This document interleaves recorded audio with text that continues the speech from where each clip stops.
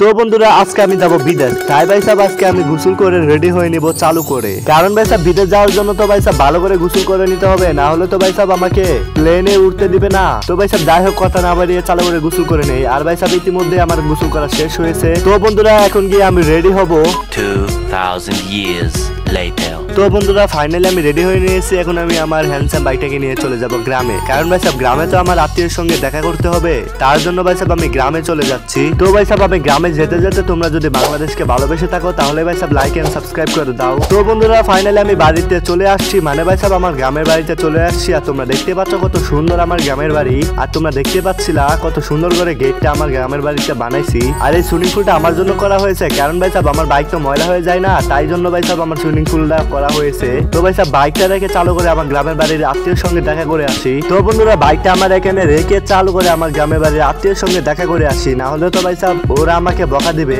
তো বন্ধুরা দেখা করা শেষ, এখন আমি আমার বাইকটাকে নিয়ে চলে যাব এয়ারপোর্টে। তো বন্ধুরা দেখতে দেখতে আমি এয়ারপোর্টে চলে আসলাম, আর এয়ারপোর্টে এসে আমি একটা পাথরের সঙ্গে আমার বাইকটাকে বাজিয়ে দিলাম। তো ভাই সাহেব যাই হোক চালু করে আমি বিমানে উঠে পড়ি, না হলে তো ভাই সাহেব বিমান আমাকে ছেড়ে চলেই যাবে। তো বন্ধুরা তোমরা দেখতে পাচ্ছ আমাদের বিমান কত বড় বড়, আর আমার এয়ারপোর্টটাই অনেক সুন্দর এবং অনেক বড়। তো ভাই সাহেব বাইক থেকে আমি নেমে পড়ছি, চালু করে আমি হেলিকপ্টার উঠে পড়ি।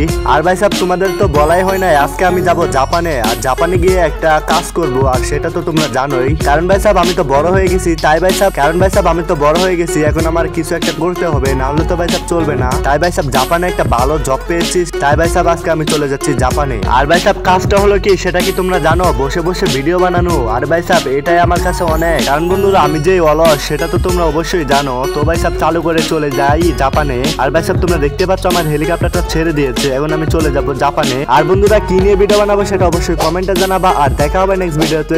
তো ভাই সাহেব কি নিয়ে ভিডিও বানাবো সেটা অবশ্যই কমেন্টে জানাবা, আর দেখা হবে নেক্সট ভিডিওতে। লাইক এন্ড সাবস্ক্রাইব অবশ্যই করবা।